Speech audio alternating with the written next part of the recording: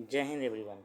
आज हम पढ़ेंगे सी डी एस 2025 का जो है वो क्वेश्चन मैं सॉल्व करवाऊँगा आपको। ठीक है, मैं आपको इस चैनल पे सी डी एस 1 2026 का करवा चुका हूँ, सी डी एस 1 2025 का करवा चुका हूँ, 2025 1 25 का करवा चुका हूँ और सी डी एस 2 का करवा रहा हूँ। फिर कल मैं करवाऊँगा सी डी एस 1 2024 का। ऐसे ही मैं लगभग 2015 तक का मैं सी डी एस का कवर करूँगा और जीके और इंग्लिश दोनों कवर करवाएंगे। पहले जीके कंप्लीट करवाते हैं, फिर इंग्लिश करवाएंगे, फिर एनडीए का भी करवाएंगे। ठीक है, और सीएपीएफ का एग्ज़ाम है उस समय में सीएपीएफ का भी करवाएंगे।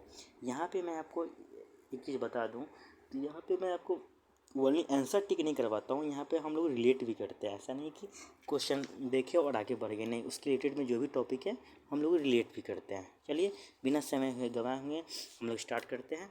ठीक है, जय हिंद। स्टार्ट करते हैं अब पहला क्वेश्चन सेट ए है, याद रखिएगा।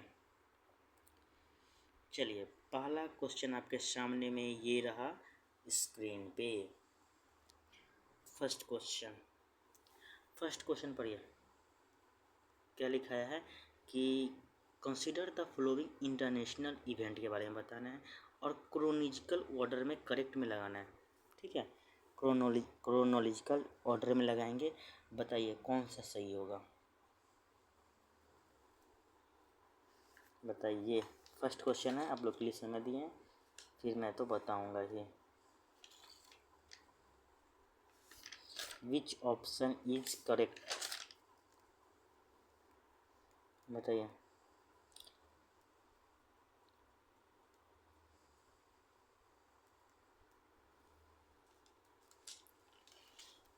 सुनिए बताते हैं आप। इंडिया का जो फर्स्ट न्यूक्लियर टेस्ट हुआ था 1974 में हुआ था। ध्यान से सुनो पहले, इंडिया का जो फर्स्ट न्यूक्लियर टेस्ट हुआ था कब हुआ था? ये 1974 1974 में हुआ था। ठीक, बहुत बढ़िया। सार्क का आपको पता है कि 1985 में, सार्क का कब हुआ था? 1985 में। इसका कंट्री कौन कौन है ये आप लोग बताइए कमेंट सेक्शन में। आगरा एग्रीमेंट कब हुआ था बताइए। आगरा एग्रीमेंट और बचा शिमला एग्रीमेंट। शिमला एग्रीमेंट जो था वो आपका 1972 में था। शिमला एग्रीमेंट कब हुआ था? 1972 में। ठीक है, हम आपको बता रहे हैं क्रोनोलॉजिकल ऑर्डर में लगाना है। तो इंडिया का जो फर्स्ट न्यूक्लियर टेस्ट हुआ था कब? 1974 में। बहुत बढ़िया। सार्क से हमको ध्यान में आएगा 1985। बहुत बढ़िया। सार्क का हेडक्वार्टर काठमांडू है। बहुत बढ़िया। बी मिस्टेक भी आपको ध्यान में नहीं चाहिए। बहुत बढ़िया। शिमला एग्रीमेंट जो हुआ था 1972 में। अब बताइए इसका ऑप्शन राइट कौन हो जाएगा? इसका ऑप्शन सी राइट हो जाएगा। पहले क्या हो जाएगा? शिमला एग्रीमेंट आएगा। शिमला एग्रीमेंट के बाद आपका कौन सा एग्रीमेंट आएगा? 1972 में शिमला एग्रीमेंट हुआ था और 1974 में आपका कौन हुआ? Nuclear test. तो 4 नंबर पे ये आ जाएगा, 3 नंबर पे सार्क आ जाएगा और लास्ट में आगरा एग्रीमेंट हो जाएगा। ठीक, समझ में आया? न्यूक्लियर टेस्ट 1974 में हुआ था। पहले तो क्रोनोलॉजिकल ऑर्डर में लगाना है। पहले शिमला एग्रीमेंट लगाएंगे, 1972 में हुआ था। फिर न्यूक्लियर टेस्ट 1974 में हुआ था और सार्क 1985 में। उसके अकॉर्डिंग लगा दिए। समझ में आया? इसलिए so option C is right. चलो नेक्स्ट क्वेश्चन।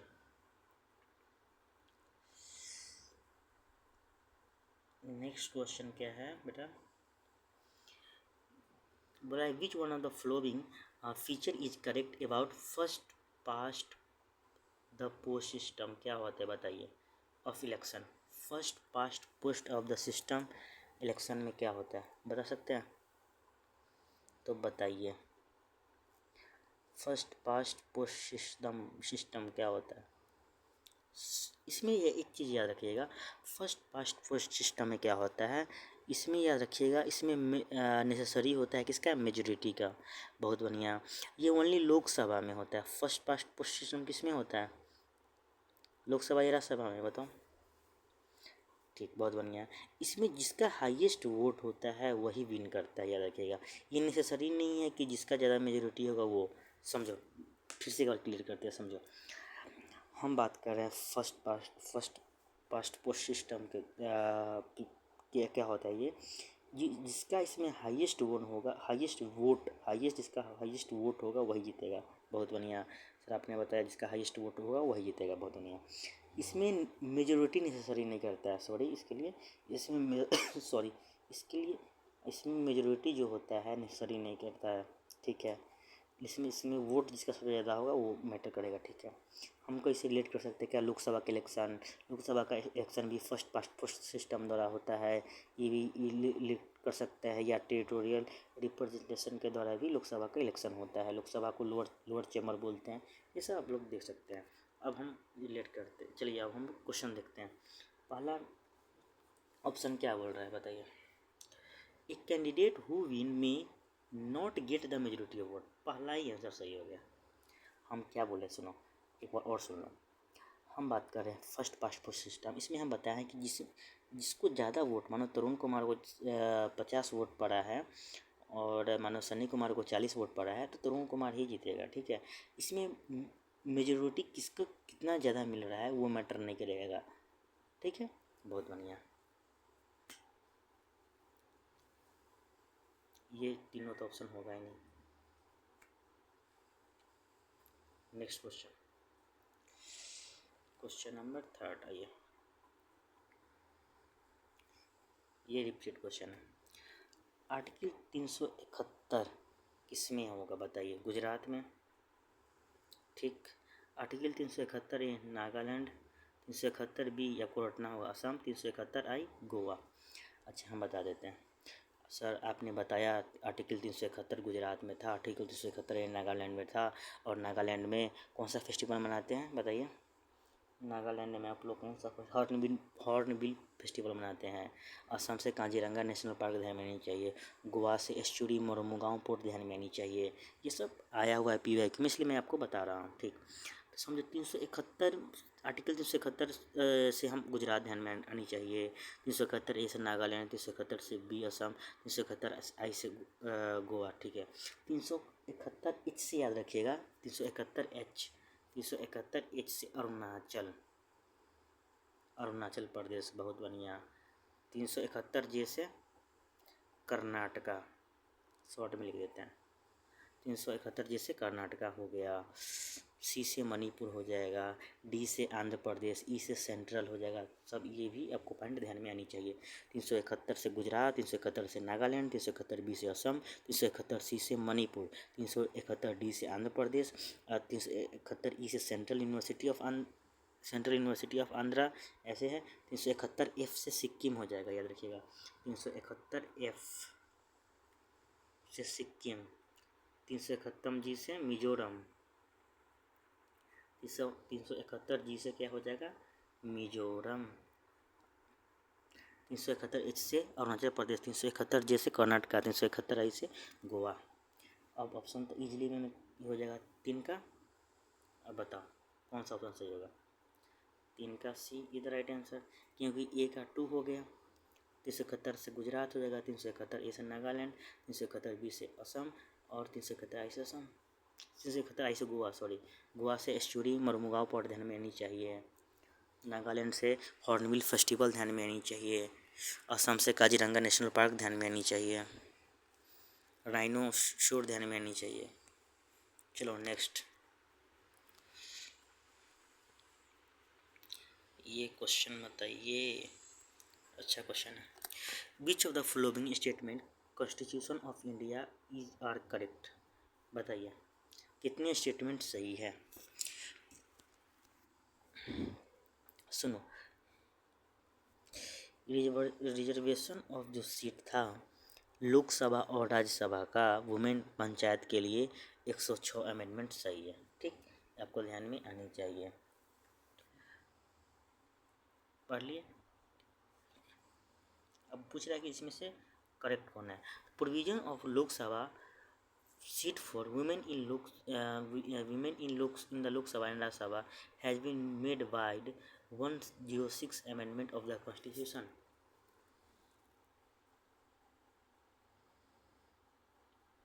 बताओ सही है गलत है। This is wrong option. Next पढ़ते हैं। There are provision for of seats women in legislature assembly and, इस बात तो सेम में बोल दिया यार। Legislature assembly, legislative assembly and legislative council of state, same बात बोल दिया, ये भी गया। क्या बोला? There are provision for the reservation of seat for women in panchayat, this is right. इसलिए कौन सा ऑप्शन राइट हो जाएगा? Option D is right answer.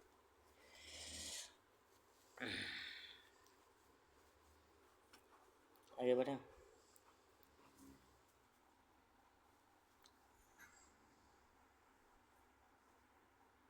Question 5 बताइए। बोला विच ऑफ द फॉलोइंग पेयर के बारे में, कौन सा पेयर इसमें से सही नहीं, करेक्ट मैच है? फॉरेस्ट आपको हम बताए थे, कॉन्करेंट लिस्ट सही है। टैक्स एंड लैंड बिल्डिंग ये भी सही है। इंश्योरेंस यूनियन लिस्ट ये भी सही है। सेंसस जो है ये गलत हो जाएगा। सेंसस आपका यूनियन लिस्ट में आता है। सेंसस किस में आता है? आपका यूनियन लिस्ट में आता है। फॉरेस्ट कंकरेंट लिस्ट में आएगा, सही है। Tax and law and building, land on building state list में आएगा। इंश्योरेंस आपका यूनियन लिस्ट में आता है, सही है। अब हम समझो यूनियन लिस्ट में, समझो यूनियन लिस्ट में इसमें स्टेट ओनली रूल बनाएगा। यूनियन लिस्ट में कौन रूल बनाएगा? स्टेट बनाएगा, बहुत बढ़िया। इंश्योरेंस सॉरी और कंकरेंट लिस्ट में आपका सेंटर और स्टेट मिलकर बनाएगा। कॉन्क्रीट लिस्ट में सेंटर और स्टेट मिलकर बनाएगा, और स्टेट लिस्ट में ओनली स्टेट बनाएगा। अगर पार्लियामेंट चाहेगी तो वो रूल बना सकती है। इतना बात ध्यान में आया? तो एग्ज़ाम में ये क्वेश्चन ये भी दे देता है जितना मैं अभी स्टेटमेंट बोला हूँ। और ये याद रखिएगा, यूनियन लिस्ट, स्टेट लिस्ट और कॉन्करेंट लिस्ट का एग्जाम्पल में ज़्यादातर आपको देता है। तो समझिए, ध्यान से सुनिए। पहले हम बात करते हैं स्टेट लिस्ट का एग्जाम्पल। किसका एग्जाम्पल?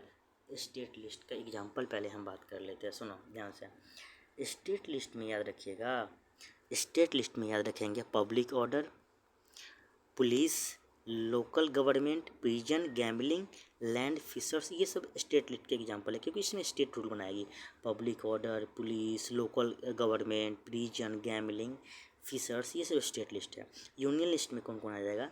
डिफेंस, स्टेट बना सकता है, डिफेंस में नहीं बना सकता है, इसलिए यूनियन लिस्ट में डिफेंस आ जाएगा। बैंकिंग, इंश्योरेंस, सिटीजनशिप और करेंसी, सिटीजनशिप और करेंसी आपको ध्यान में नहीं चाहिए, सब यूनियन लिस्ट के एग्जाम्पल है। कॉन्करेंट में कौन बनाएगा?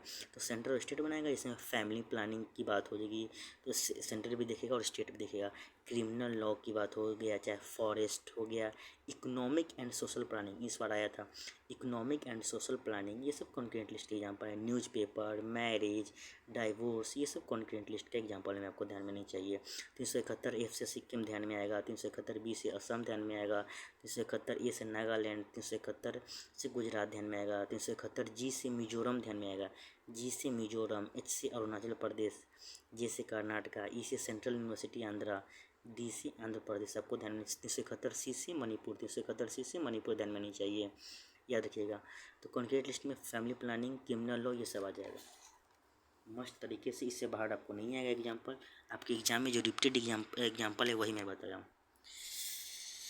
तो option D is the right answer, क्योंकि आपका ये रॉन्ग बताना था।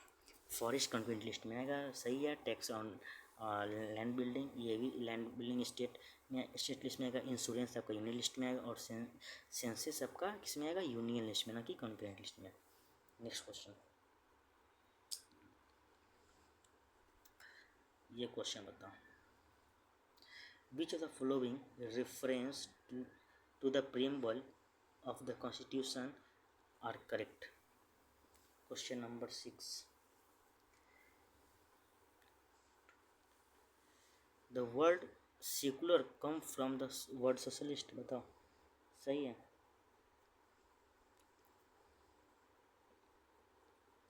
अच्छा ये बताओ, कश्मीर एग्रीमेंट जो हुआ था, याद रखिएगा 1975 में हुआ था, और इंडो पाक वार जो एग्रीमेंट हुआ था 1971 में हुआ था। कश्मीर एग्रीमेंट 1975 और शिमला वाला कब हुआ था? 1972 ध्यान में नहीं चाहिए। इंडो पाक 1971 ध्यान में नहीं चाहिए। बहुत बढ़िया। चलो चलो नेक्स्ट बताओ, ये क्वेश्चन का जवाब दो। सोशलिस्ट सेकुलर के बारे में सुनो। पहले हम ऐसे रिलेट करते हैं, इस पर लिख दें क्या यार, स्पेसिफिक का एस मतलब सोशलिस्ट, एस का मतलब सेकुलर, आई का मतलब इंटीग्रिटी। ये तीनों वर्ड को जोड़ा, किससे जोड़े थे? 42nd से जोड़े हैं, 42nd अमेंडमेंट 1976 से जोड़े हैं, याद रखिएगा। बहुत बढ़िया। इसको हम कौन सा कॉन्स्टिट्यूशन भी बोल सकते हैं? मिनी कॉन्स्टिट्यूशन भी बोलते हैं। बहुत बढ़िया। हम बात कर रहे हैं रेफरेंस का। पहले सोशलिस्ट आएगा, फिर सेकुलर आएगा, फिर इंटीग्रिटी आएगा। तीनों को वर्ड को जोड़े हैं 42nd अमेंडमेंट 1976। बहुत बढ़िया। एक है जस्टिस, फिर लिबर्टी आएगा, फिर इक्वलिटी, फिर फ्रेटर्निटी आएगा, याद रखिएगा। पहले जस्टिस आएगा, फिर liberty, equality, fraternity. Justice, liberty, equality, fraternity. बहुत बढ़िया। चलो, ये समझ में आ गया। अब बनाते हैं। द वर्ड क्या बोला है? सेकुलर कम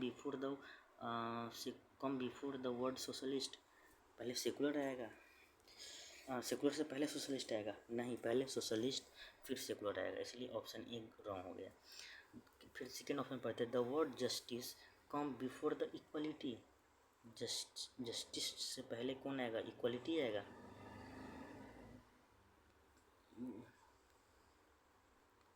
बताओ। राइट है।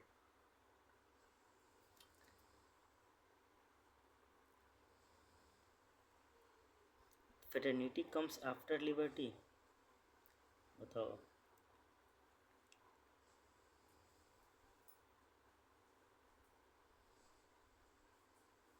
फ्रेटर्निटी जो है कम्स आफ्टर लिबर्टी, ये भी राइट वर्ड है। तो कौन ऑप्शन सही होगा? 2 और 3।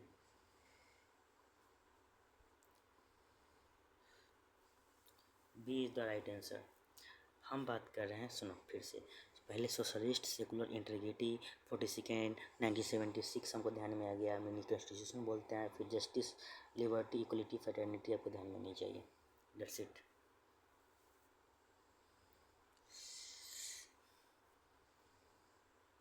Seven question. Motion in the parliament के बारे में क्या सही है? पहले समझो नो कॉन्फिडेंस मोशन क्या होता है। नो कॉन्फिडेंस मोशन में क्या होता है, सुनो। नो कॉन्फिडेंस में सरकार पे भरोसा नहीं करते हैं। नो कॉन्फिडेंस में सरकार पे भरोसा नहीं करते हैं। नो कॉन्फिडेंस मोशन कहाँ पे आएगा? ओनली लोकसभा में आएगा, राज्यसभा में नहीं आएगा। No confidence motion only Lok Sabha में आएगा, सरकार पे भरोसा नहीं करते हैं। इसमें 50% बहुमत जो हो, अगर मेजोरिटी मिल जाएगा तो सरकार गिर जाएगा, ये भी याद रखिएगा। इसमें एक पॉइंट और याद रखिएगा, Rajya Sabha not empowered to entertain no confidence. Rajya Sabha not empowered to entertain no confidence motion. समझ में आया? अब समझ लो सेंसर मोशन क्या होता है। नो कॉन्फिडेंस मोशन में सरकार भरोसा नहीं, 50% होगा तो सरकार गिर जाएगी। सेंसर नो कॉन्फिडेंस मोशन आपको ओनली लोकसभा में होगा, इतना बात ध्यान में सुनो। अब सुनो सेंसर मोशन क्या होता है। सेंसर मोशन में लोकसभा और राज्यसभा दोनों में आएगा। सेंसर मोशन आपका लोकसभा में भी आता है, सेंसर मोशन और राज्यसभा दोनों में आता है।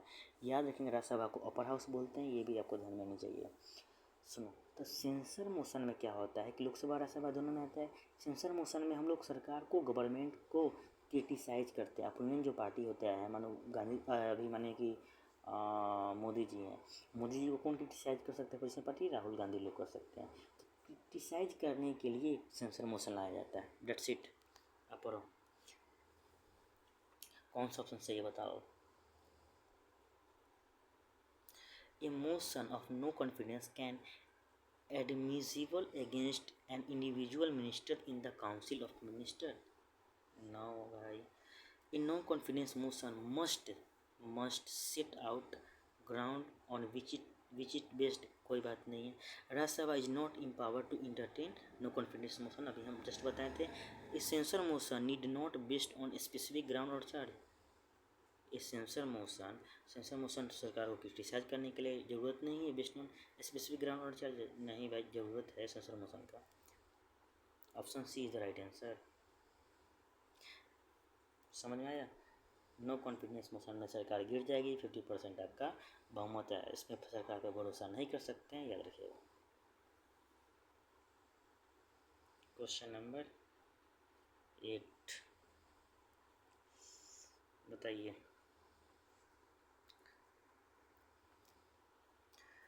Part 4A constitution of India deals with which of the following area. Part 4A में किससे डील करते हैं?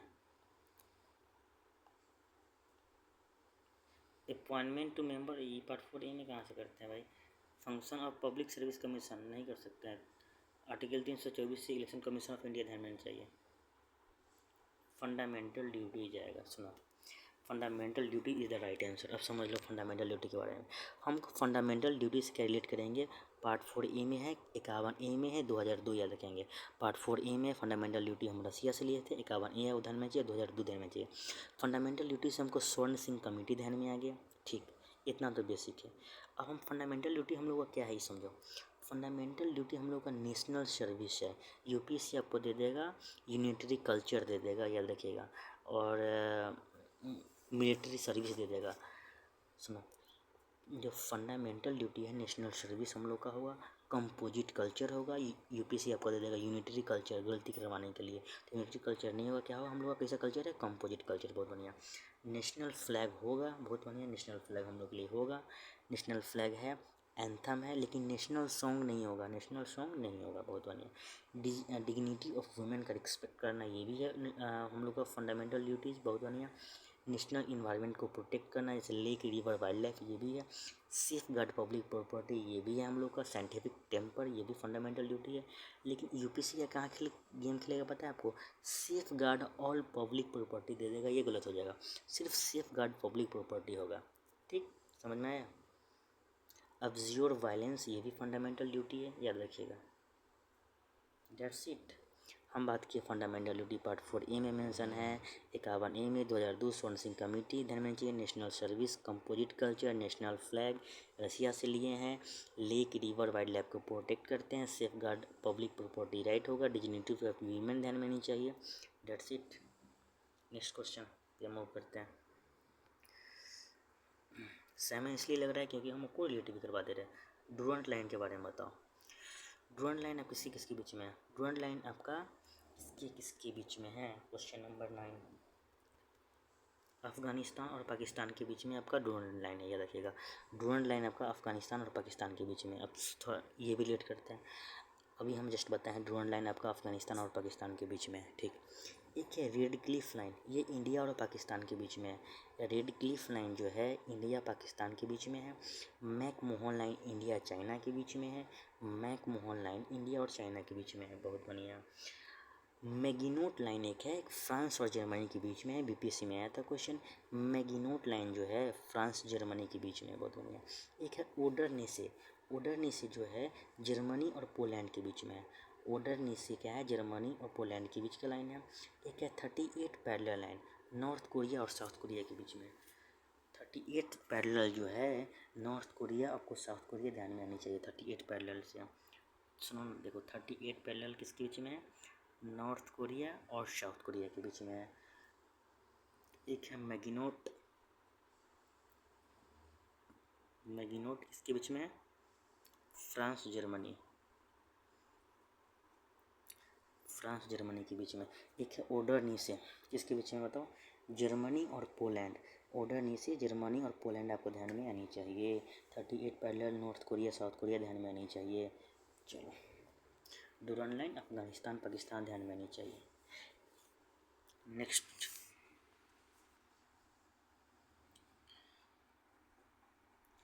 क्वेश्चन नंबर 10 बताइए।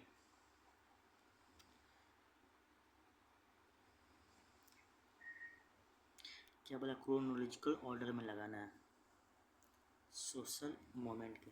क्वेश्चन नंबर 10 जवाब दीजिए क्या हुआ? पहले सत्यशोधक समाज आ जाएगा, फिर बारदोली सत्याग्रह हो जाएगा, फिर लास्ट में चिपको मोमेंट हुआ था। ध्यान सुनो, 10 का आंसर क्या हो जाएगा? सी हो जाएगा। सी इज द राइट आंसर। पहले सत्यशोधक समाज हुआ था, फिर बारदोली, और फिर क्या? सत्यशोधक समाज, फिर बारदोली, बारदोली के बाद लास्ट में चिपको मोमेंट था। पहले सत्यशोधक समाज से हम क्या रिलेट कर सकते हैं? ज्योतिरावा फुले है फुले। बारडोली सत्याग्रह से क्या रिलेट कर सकते हैं बताइए। Next question,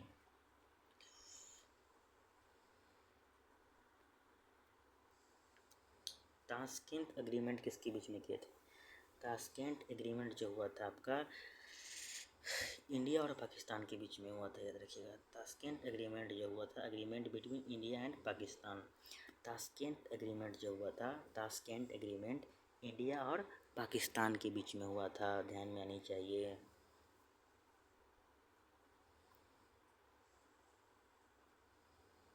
which of the following not a language eight schedule? कौन सा लैंग्वेज एट शेड्यूल में नहीं है?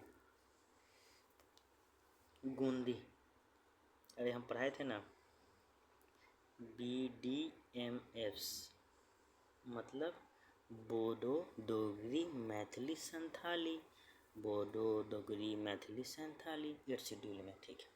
अब हम समझते हैं 8 शेड्यूल में हम लोग को ऑफिशियल लैंग्वेज के बारे में बताया गया। तो फर्स्ट शेड्यूल में क्या बताया गया ये बस जान लो। फर्स्ट शेड्यूल में बताया गया है name of state and union territory.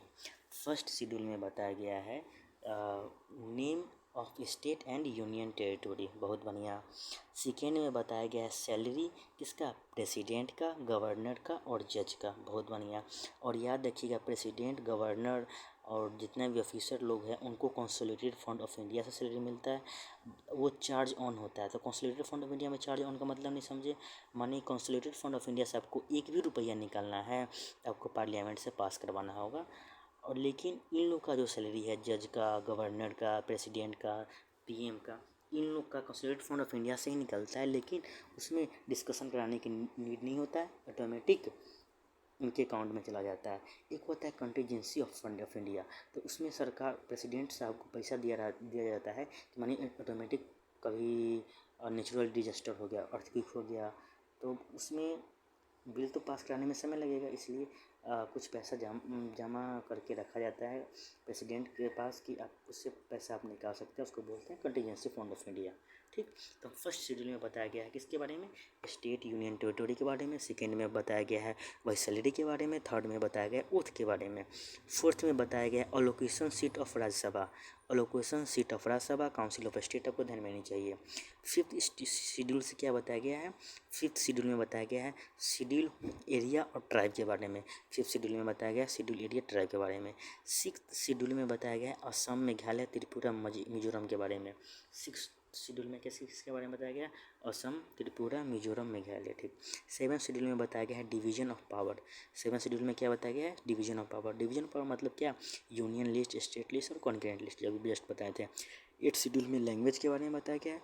Ninth schedule में बताया गया है लैंड को प्रोटेक्ट और जुडिशियल रिव्यू के बारे में। नाइन्थ शेड्यूल में क्या बताया गया है? लैंड प्रोटेक्ट और जुडिशियल रिव्यू। टेंथ में बताया गया है एंटी डिफेक्शन लॉ। टेंथ में क्या बताया गया है? Anti defection law. 11th में बताया गया है पंचायत के बारे में। 11th शेड्यूल में बताया गया है पंचायत के बारे में। और 12th में बताया गया है म्यूनसिपालिटीज़ के बारे में, बहुत बढ़िया। तो 10th को जो हम रखेंगे 52 अमेंडमेंट से याद रखेंगे। 10th को रखेंगे 52 अमेंडमेंट से, 11th को 73 अमेंडमेंट से ध्यान में आनी चाहिए, और 12th को 74 से ध्यान में आनी चाहिए। 12th से हमको 74 ध्यान में आएगा, 9th से फर्स्ट ध्यान में आएगा, 11th से 73, 10th से 52। 10th में क्या है? कौन सा? Anti defection law.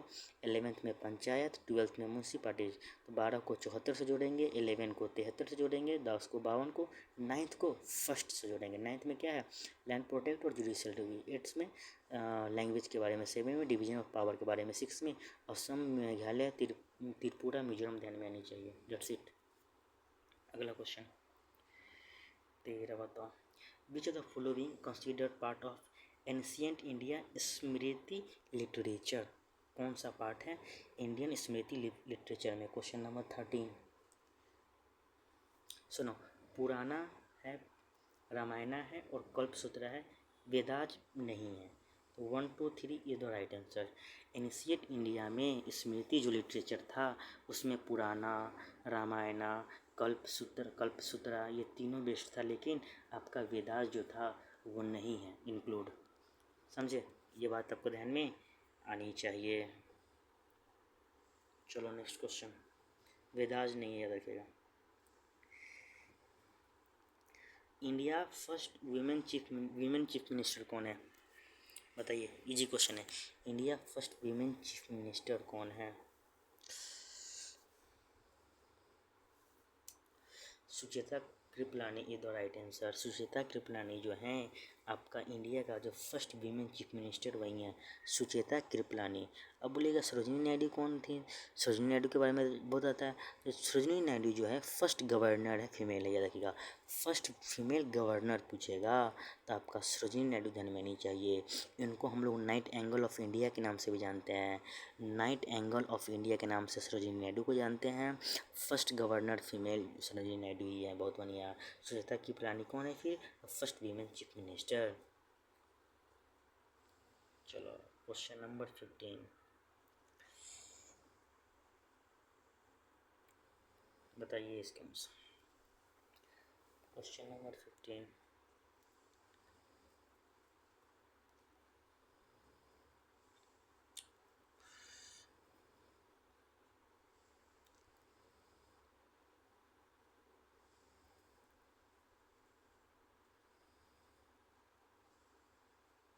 Question number 15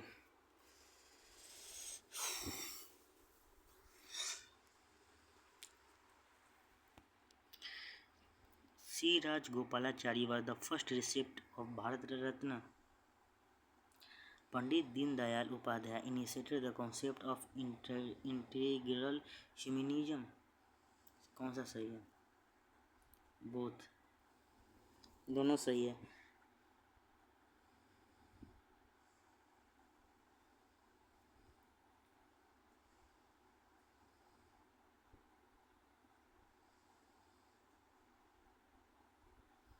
next question,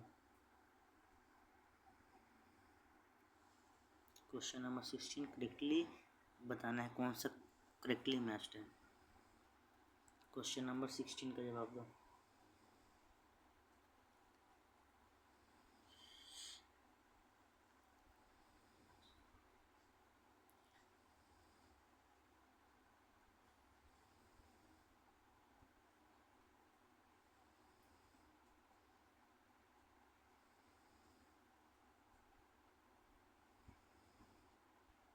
कौन सा सही है? ए इज द राइट आंसर। सुनो, Indian institute of advance study आपका शिमला में है, सही बात है। Indian institute of public administration new Delhi में, सही है। सुषमा स्वराज ये नैनीताल में नहीं है, कहाँ पे है? दिल्ली में। सुषमा स्वराज फॉरेन जो सर्विस इंस्टीट्यूट है वो आपका दिल्ली में, ना कि नैनीताल में है। ठीक, इसलिए ए राइट आंसर हो जाएगा। इंडियन इंस्टीट्यूट ऑफ एडवांस कहाँ है? शिमला में है। और Indian institute of public administration new Delhi में है। ठीक है, सुषमा स्वराज कहाँ है? दिल्ली में है, ना कि नैनीताल में। Option A is the right answer. Question number 17 का जवाब दो, करेक्ट बताना है कितने स्टेटमेंट सही है। क्वेश्चन नंबर 17 सुनो, क्या है? Erok Sim festival mainly celebrated by Santhal community. Right answer है। इरोक सीम फेस्टिवल है वो संथल कम्युनिटी के द्वारा मनाया जाता है, सेलिब्रेट किया जाता है, सही बात है। Sangken Buddhist festival celebrate in Arunachal Pradesh, सही बात है। सांकीन एक फेस्टिवल है जो अरुणाचल प्रदेश में सेलिब्रेट करते हैं, ये बात आपको ध्यान में आनी चाहिए, समझे? तो option C is the right answer. Option C क्या है आपका? राइट आंसर हो जाएगा।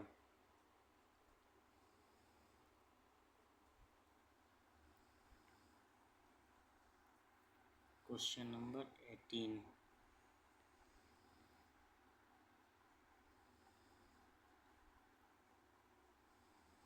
बताइए, मैत्री joint exercise between India and. Question number 18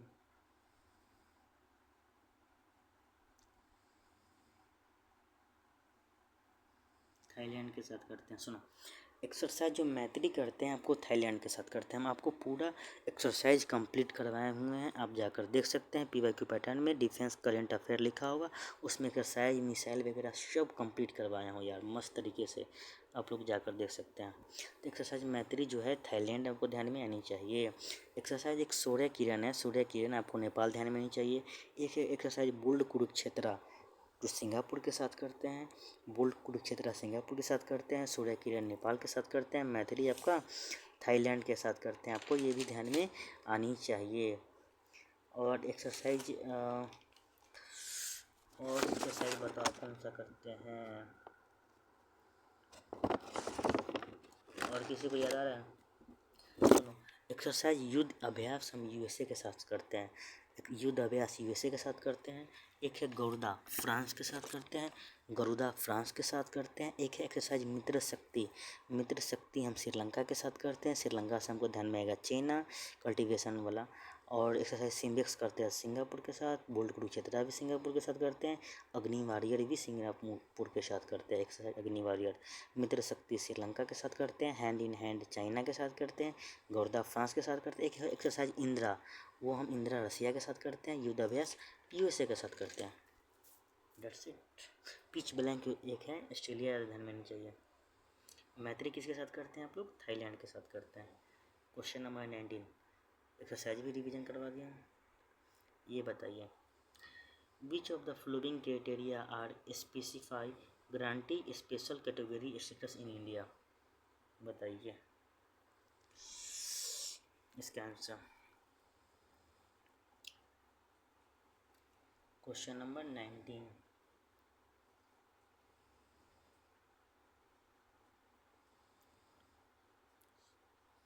सुनो क्या बोला है? Granting social category status to states in India, hilly and difficult terrain सही है। इकोनॉमिक एंड इंफ्रास्ट्रक्चर बैकवर्डनेस ये भी सही है। कोस्टल जोन गलत हो जाएगा। Sizeable and share of tribal population ये सही हो जाएगा। तो option C is the right answer. सुनो, special category status to states in India पूछ रहा है, तो डिफिकल्ट टेरेन हम मान सकते थे, टेरेन मान सकते, इकोनॉमिक एंड इंफ्रास्ट्रक्चरल बैकवर्डनेस ये भी मान सकते थे, कोस्टल जोन नहीं होगा। ठीक है, next question, Congress socialist party के फाउंडर कौन थे? बताइए। Which among the following is the founder of Congress socialist party? Question number 20, उनका नाम है आचार्य नरेंद्र देव। कांग्रेस सोशलिस्ट पार्टी को जो फाउंडर थे उनका क्या नाम है? आचार्य आचार्य नरेंद्र देव। आचार्य नरेंद्र देव आपको ध्यान में आनी चाहिए। आचार्य नरेंद्र देव आपको ध्यान में आनी चाहिए। ठीक,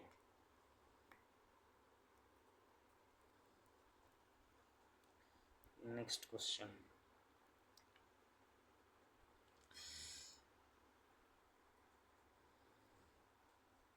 the rule determines the direction of current induce ये पॉइंट याद रखिएगा। In coil due to its rotation in magnetic field. Magnetic field को क्या चीज़ से डिनोट करते हैं? बताइए। मैग्नेटिक फील्ड को B से डिनोट करते हैं। मैग्नेटिक फील्ड एक वेक्टर क्वांटिटी है। मैग्नेटिक फ्लक्स का यूनिट क्या हो जाएगा? वेबर हो जाएगा। बहुत बढ़िया। तो बताइए मैग्नेटिक फील्ड के बारे में थोड़ा सा। एक टेस्ला इन गॉस में कितना वैल्यू हो जाएगा? 10⁴ हो जाएगा। ठीक है, समझो। फ्लेमिंग का राइट हैंड रूल समझ लो। फ्लेमिंग का राइट हैंड रूल क्या बोलता है? थंब को हम बोलते हैं फोर्स। थंब को क्या बोलेंगे? फोर्स या मोशन बोलेंगे। फिंगर को मैग्नेटिक फील्ड बोलते हैं, और मिडिल फिंगर को हम क्या बोलेंगे? करेंट बोलेंगे। FBI ध्यान में आनी चाहिए। क्या?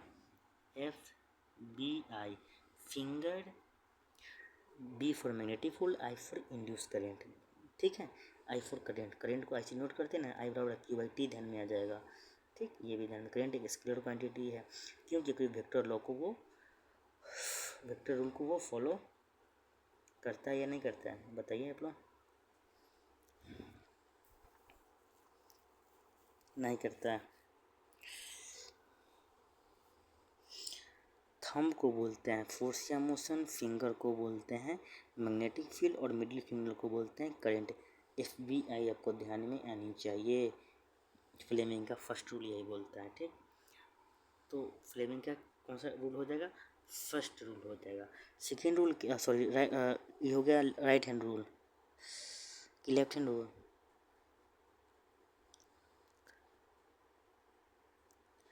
सुनो, फिर से सुनो।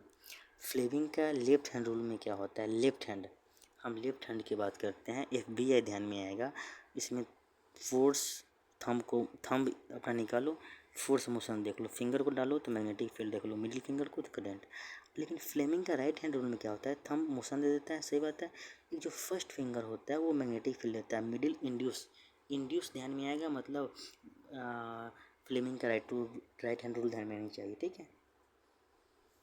इलेक्ट्रिक मोटर से हमको क्या ध्यान में आना चाहिए कि इलेक्ट्रिकल एनर्जी से मैकेनिकल एनर्जी में चेंज होता है। इलेक्ट्रिक मोटर से क्या ध्यान में आएगा? इलेक्ट्रिकल एनर्जी से मैकेनिकल एनर्जी में चेंज होता है। हेडफोन से क्या ध्यान में आएगा? इलेक्ट्रिकल को साउंड में चेंज करता है। हेडफोन क्या करता है? इलेक्ट्रिकल को साउंड में चेंज करता है। बहुत बढ़िया। इलेक्ट्रोमैग्नेटिक इंडक्शन कौन दिया था थ्योरी? तो माइकल फैराडे दिए थे। ब्रेन एंड हार्ट को प्रोड्यूस कौन करता है? तो मैग्नेटिक फील्ड करता है। कम्यूटेटर क्या करता है? रिवर्स ऑफ डायरेक्शन करेंट है। बहुत बढ़िया। चार्जर क्या है? AC से DC में कन्वर्ट करता है। डायनेमो क्या करता है आपका? मैकेनिकल से इलेक्ट्रिकल में चेंज करता है। डायनेमो मैकेनिकल से इलेक्ट्रिकल में चेंज करता है, याद रखिएगा। एक है अर्थ का मैग्नेटिक फील्ड मैक्सिमम कहाँ पे होगा? पोल पे होगा। अर्थ का मैग्नेटिक फील्ड मैक्सिमम कहाँ पे होगा? तो पोल पे होगा। एंटी क्लॉक में नॉर्थ होगा, क्लॉकवाइज में साउथ होगा। मैग्नेटिक फील्ड का यूनिट टेस्ला होता है, ये भी ध्यान में आनी चाहिए, समझे। EMF सेल से पोटेंशियोमीटर आपको ध्यान में आनी चाहिए। EMF सेल से पोटेंशियोमीटर। सोलेनॉइड क्या होता है समझ लो। सोलेनॉइड किस पे डिपेंड होता है? तो मैग्नीट्यूड ऑफ करंट पे, नंबर ऑफ टर्न्स पे और नेचर ऑफ कोर मटेरियल पे होता है। बहुत बढ़िया। जो सुनो क्या होता है, सोलेनॉइड डिपेंड किस पे होता है? मैग्नीट्यूड ऑफ करंट पे, नंबर ऑफ टर्न्स पे और नेचर ऑफ मटेरियल आपको ध्यान में आनी चाहिए। कम्यूटेटर का यूज करते हैं स्प्लिट रिंग के लिए। MRI का यूज करते हैं आप electric impulse body of human के लिए, आपको ध्यान में आनी चाहिए। DC जनरेटर से EMI ध्यान में आएगा। DC फ्रिक्वेंसी का 0 होता है, AC की फ्रिक्वेंसी का 50 हर्ट्ज होता है।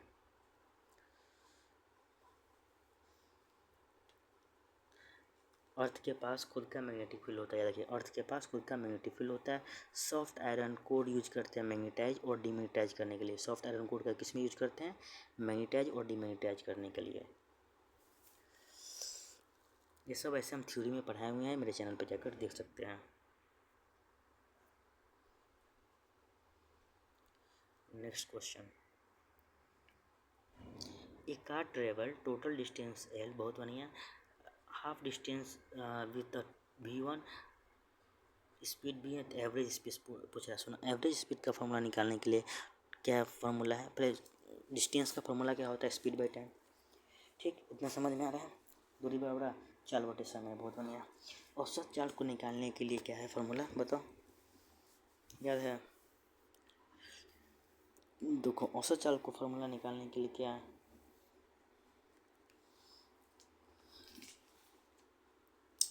ऑप्शन बी इज इसका राइट आंसर हो जाएगा।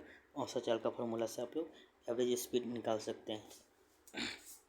2V1V2 बटा V1 प्लस V2, ये हम निकाल सकते थे। इसका आंसर जान लीजिए, क्योंकि इसमें स्पेस कम है, प्लस लिखने में थोड़ा प्रॉब्लम होता है, इसलिए हम कैलकुलेशन नहीं किए हैं उतना। Next question. Linear momentum of particle conserve if, सुनो, लीनियर मोमेंटम क्या होता है समझ लो। लीनियर मोमेंटम का फॉर्मूला आता है P बराबर mv, लिख सकते हैं, बहुत बढ़िया। m मास होगा, v वेलोसिटी होगा, v बराबर dx/dt भी लिख सकते हैं, क्योंकि वेलोसिटी x को डिस्प्लेसमेंट मान लेते हैं, t को टाइम मान लेते हैं, तो v बराबर dx/dt इसका यूनिट हो जाएगा मीटर बाई सेकेंड हो जाएगा, बहुत बढ़िया। एक्सेलरेशन को क्या लिख सकते हैं? dv/dt लिख सकते हैं, मीटर पर स्क्वायर सेकेंड इसका यूनिट हो जाएगा एक्सेलरेशन का। अब समझ लो लीनियर मोमेंटम ऑफ पार्टिकल क्या कहता है। Linear momentum of particle, the net force is on its maximum, नहीं होगा, ये भी नहीं होगा। अभी जानते ये दोनों में क्या होगा? तो the net force only it is zero. Option B is the right answer. Torque नहीं होगा। टॉर्क का फॉर्मूला क्या होता है? Force into distance. टॉर्क कैसे होता है? मान लो कि कोई आप बोतल खोलते हो या ओपन करते हो, या आप जो आपका डोर है उसको आप ये करते हो, खींचते हो, तो उसमें आप जो इस पुल जो पुश करते हो तो उसमें आपका कौन सा फोर्स लगता है? टॉर्क लगता है। टॉर्क का क्या होता है फॉर्मूला? फोर्स इनटू डिस्टेंस, ठीक है, जिसको न्यूटन मीटर यूनिट बोल सकते हैं आप। तो लीनियर मोमेंटम ऑफ जो पार्टिकल है उसका नेट फोर्स कितना हो जाएगा? जीरो होगा। जैसे मान लो कि 50 न्यूटन का मेरा बल है, 50 न्यूटन का तरुण कुमार का बल है, 50 न्यूटन का फोर्स मतलब बल उसके पास है, लड्डू कुमार के पास है। दोनों तरफ से रस्सी खींचेगा तो उस पर नेट फोर्स जीरो लग जाएगा ना। अब समझ में आ गया होगा। Next question. When a stone ties to string wheel in a circle, work done कितना होगा बताओ। जब आप स्टोन को घुमाते हैं सर्किल में तब उस पर कितना पॉजिटिव होगा, नेगेटिव होगा, depend on the mass of the stone. क्या होगा? नेगेटिव तो पहला बात होगा ही नहीं। मास ऑफ द स्टोन पे डिपेंड करेगा, या पॉजिटिव या जीरो। बताओ। नेगेटिव पॉजिटिव की बात नहीं है, मास ऑफ द स्टोन की बात नहीं है, जीरो आंसर हो जाएगा। वर्क कितना होगा? जीरो। 90 डिग्री आपको ध्यान में चाहिए। डब्ल्यू बराबर F S cos theta. Work done क्या फॉर्मूला होता है? वर्क कौन सा क्वांटिटी है? स्केलर है। वर्क का यूनिट क्या है? जूल होता है। इतना तो पता होगा ना। वर्क का यूनिट क्या होता है? जूल। जूल को आप न्यूटन मीटर भी लिख सकते हैं। 1 जूल बराबर 10⁻7 अर्ग होता है। समझे? नेगेटिव कब होगा वर्क? जब 180 डिग्री पे होगा। बहुत बढ़िया। बिगेस्ट सोर्स ऑफ एनर्जी क्या है? सन है। किलोवाट आवर को एनर्जी में लिख सकते हैं। फोटोसेल क्या है? जिसको लाइट को इलेक्ट्रिकल में चेंज कर देंगे उसको फोटोसेल कहेंगे। Mechanical energy, kinetic energy, potential energy, दोनों को जोड़ देंगे, ये भी कांस्टेंट होता है। ठीक है।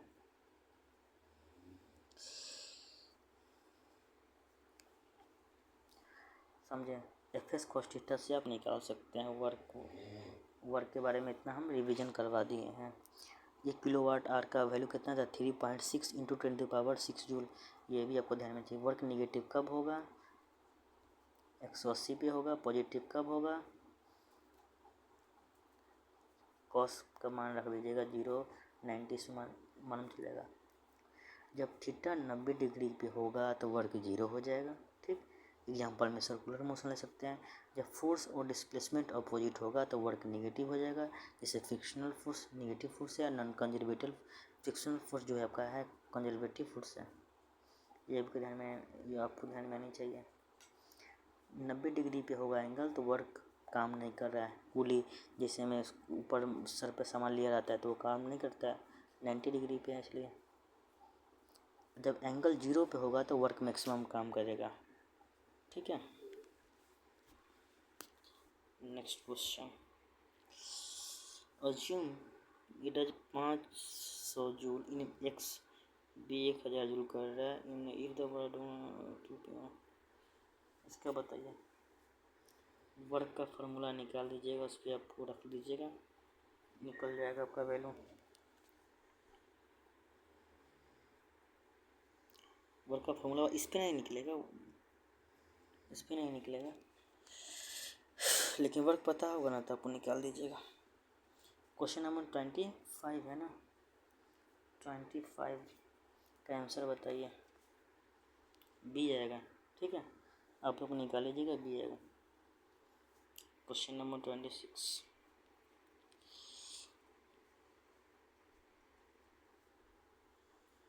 बताइए।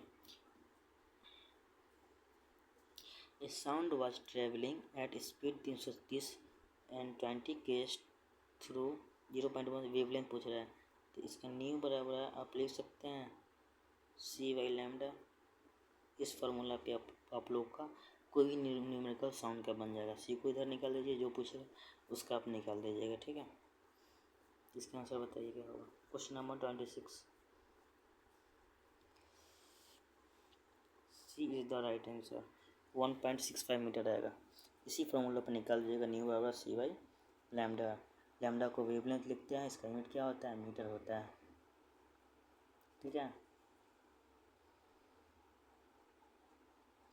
सी को क्या लिखते हैं, स्पीड ऑफ लाइट लिखते हैं। स्पीड ऑफ लाइट को किस चीज़ से मेजर करते हैं आप, स्पीड ऑफ लाइट को आपको मानिए स्पीड ऑफ लाइट दिया है तो लाइट ऑफ द ईयर को आप किस में मेजरमेंट कर सकते हैं, वेरी लार्ज डिस्टेंस में याद रखिएगा।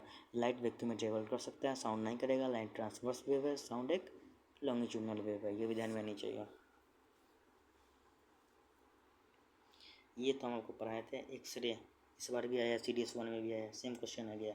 एक्सरे क्या है, neither electric field nor magnetic field. X ray में ना इलेक्ट्रिक फील्ड होगा नहीं मैग्नेटिक फील्ड होगा। एक्सरे क्या है आपका बताइए।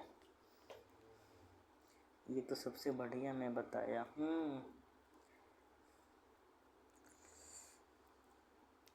वेव के बारे में, पोटेंशियल एनर्जी घटेगा तो काइनेटिक एनर्जी बढ़ेगा। शॉर्ट सर्किट में इंक्रीज हेमल्नी होता है। वी बाउड आई आर आपको ध्यान में, आर बाउड भी आई कर दीजिएगा, ये सब आपको ध्यान में आनी चाहिए। वोल्ट का फॉर्मूला क्या होता है, जूल बाई कूलम होता है ना, बताइए। रेटिना क्या कंटेंट रखता है, नर्व सेल, बताइए बताइए।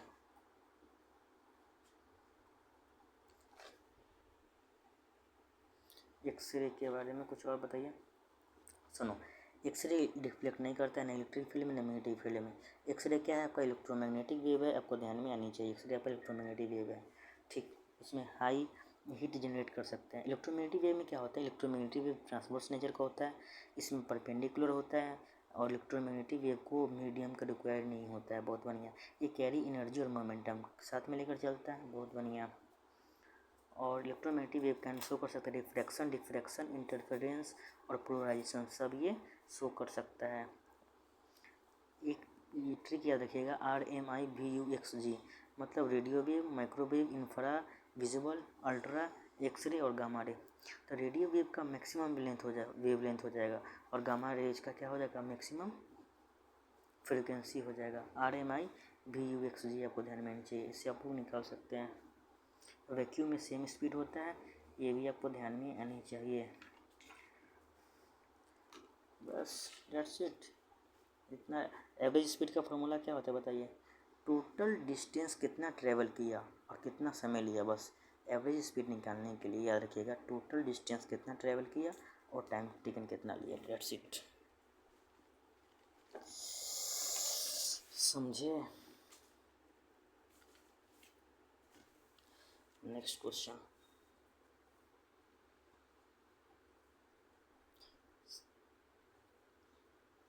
सिंपल एस्ट्रोनॉमिकल टेलीस्कोप के बारे में बताइए, कौन सा लेंस होगा।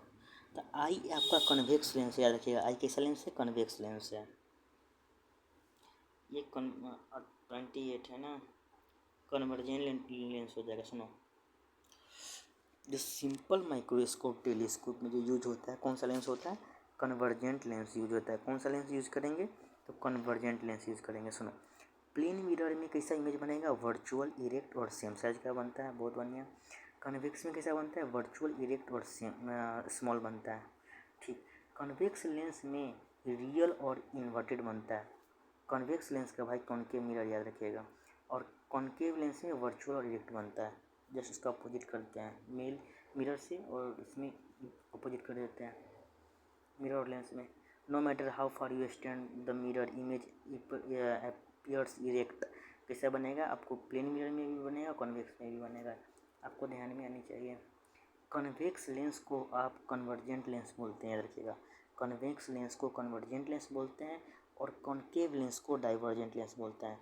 कॉनकेव लेंस को डाइवर्जेंट लेंस बोलेंगे, कॉनकेव लेंस को डाइवर्जेंट, और कन्वेक्स लेंस को कन्वर्जेंट लेंस बोलते हैं, ये आपको ध्यान में आनी चाहिए, समझे। कॉनकेव मिरर को कन्वर्जिंग बोलेंगे, कन्वेक्स को डाइवर्जिंग मिरर बोलेंगे मिरर केस में, समझे। Next question, twinkling of a star due to refraction of light, ये तो इजी है। Twinkling of a star due to reflection of light, इसमें तो कोई दिक्कत नहीं हुआ होगा। Twinkling of a star due to reflection of light. सही है। और रिफ्लेक्शन ऑफ लाइट से आप क्या स्कैटरिंग क्या होता है बता सकते हैं कोई? स्कैटरिंग में क्या क्या होता है? सुनो, स्कैटरिंग की वजह से क्या क्या होता है समझ लो। सन एपियर से रेडिस जो होता है, चाहे सनराइज होता है, जो सनसेट होता है, स्कैटरिंग कारण होता है। सुनो, सनराइज, सनसेट, सन एपियर से रेडिस, ये सब स्कैटरिंग के कारण में होता है। ठीक, जो पानी में जो हम लोग सिक्का डालते हैं एटमॉस्फेरिक रिफ्लेक्शन के कारण होता है, याद रखिएगा। ब्लू कलर जो स्काई में होता है वो स्कैटरिंग के कारण होता है। ब्लू कलर में जो स्काई होगा स्कैटरिंग के कारण में होगा, याद रखिएगा। सन एपियर्स, रेडिस, सनराइज जो होता है, सनसेट होता है, सब स्कैटरिंग के कारण होता है। समझे? सन एटमॉस्फेरिक रिफ्लेक्शन समझ में आया? ये बताओ, concave mirror gives real, inverted और सेम साइज का इमेज कहाँ कहाँ पे बनाएगा? कॉनकेव मिरर रियल और इन्वर्टेड सेम साइज कहाँ पे बनाएगा? अलग से क्वेश्चन पूछ रहा है। सेंटर पे बनाएगा, याद रखिएगा। कहाँ पे बनाएगा सेम साइज का? सेंटर पे बनाएगा, आपको ध्यान में आनी चाहिए। जो रेड कलर है उसका वेवलेंथ ज़्यादा होता है, जिसका वेवलेंथ ज़्यादा होगा वो लेस स्कैटर करेगा। ब्लू कलर का मोर स्कैटर होता है, इसलिए इसका ब्लू कलर का वेवलेंथ कम होगा। समझे? एडवांस सनराइज सनसेट डिले जो होता है ड्यू टू एटमॉस्फेरिक रिफ्लेक्शन के कारण होता है, याद रखिएगा। सुनो, एडवांस सनराइज सनसेट दिया रहेगा ड्यू टू एटमॉस्फेरिक रिफ्लेक्शन के कारण होता है। कॉन्वेक्स लेंस का फोकल लेंथ पॉजिटिव होता है और कॉनकेव लेंस का फोकल लेंथ नेगेटिव होता है। कॉनकेव का नेगेटिव होगा, कॉन्वेक्स का पॉजिटिव होगा। बस इतना काफ़ी है लेट में। ये बताओ, वेंडी ग्राफ जनरेटर किस पे बेस्ड है? आपका इलेक्ट्रोमैग्नेटिक इंडक्शन पे बेस्ड है। जनरेटर सबको डायनामो ध्यान में आएगा। डायनामो क्या करता है? मैकेनिकल से इलेक्ट्रिकल में चेंज करता है। सुनो, ये वेंडी ग्राफ जनरेटर तो डायरेक्ट करंट हो जाएगा। ये दोनों तो पहले ही छट गया। इलेक्ट्रोस्टैटिक चार्ज क्या होता है? जो चार्ज रेस्ट में होगा उसको बोलेंगे इलेक्ट्रोस्टैटिक चार्ज। बहुत बढ़िया। जब चार्ज में करंट आ जाएगा तो उसको बोलेंगे इलेक्ट्रिक करंट। बहुत बढ़िया। तो क्या बोला, ये हाई वोल्टेज तो देगा। Wendy graph generator high voltage देता है लेकिन लो डायरेक्ट करंट देता है। कैसे देता है? लो डायरेक्ट करंट। अल्टरनेटिव करंट तो होगा ही नहीं। जनरेटर में अल्टरनेटिव करंट कैसे हो जाएगा? तो हाई वोल्टेज और लो डायरेक्ट करंट। वेंटी ग्राफ जो जनरेटर होता है, question number 30 vanity graph generator जो होता है उसमें हाई वोल्टेज तो होता है लेकिन लो डायरेक्ट करंट होता है।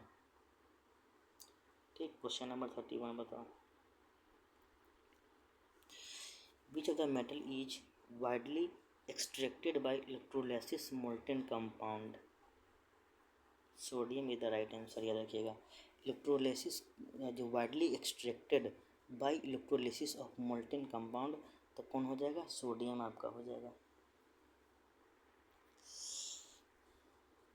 चलो क्वेश्चन नंबर 32 का बताओ। Not a property of graphene का कौन सा प्रॉपर्टी नहीं है? ये नहीं होगा, याद रखिएगा। ग्रेफीन का property wide band gap semiconductor नहीं होगा। थिनेस्ट मटेरियल होता है, ग्रेफीन का थिनेस्ट मटेरियल होता है। ऑलमोस्टली कम्प्लीटली ट्रांसपेरेंट, ये भी सही है। और हाई कंडक्टिंग होता है। ग्रेफीन आपका हाई कंडक्टिंग होता है, मानते हैं। थिनेस्ट मटेरियल होता है, कम्प्लीटली ट्रांसपेरेंट होता है, लेकिन वाइड बैंड गैप सेमीकंडक्टर ये नहीं होगा। क्वेश्चन नंबर 32 का D is the right answer. Question number 33 देखो। Why do plastic not degrade easily? बताओ इसका आंसर। डिग्रेड इजली नहीं होता है प्लास्टिक, क्यों? क्योंकि इसका स्ट्रॉन्ग कोवलेंट बॉन्ड होता है। सुनो, प्लास्टिक का क्या होता है बेटा? स्ट्रॉन्ग कोवलेंट बॉन्ड होता है, इसलिए डिग्रेड इजली नहीं होता है। कोवलेंट बॉन्ड क्या होता है बता सकते हो? कोवलेंट बॉन्ड में क्या होता है बताइए, बता सकते हो? कोवैलेंट बॉन्ड क्या होता है? आपको नेक्स्ट क्लास में यहाँ से क्वेश्चन नंबर 33 से स्टार्ट करेंगे। ठीक है, क्वेश्चन नंबर 33 से नेक्स्ट क्लास में हम आपको स्टार्ट करेंगे बहुत ही बेस्ट तरीके से। इस चैनल को आप सब्सक्राइब कर लीजिएगा। PYQ आपको मॉल्नी करवाया जाएगा और एक एक चीज़ आपको मैं तोड़कर मैं बता रहा हूँ और इसमें जो क्वेश्चन आया हुआ आप देख सकते हैं।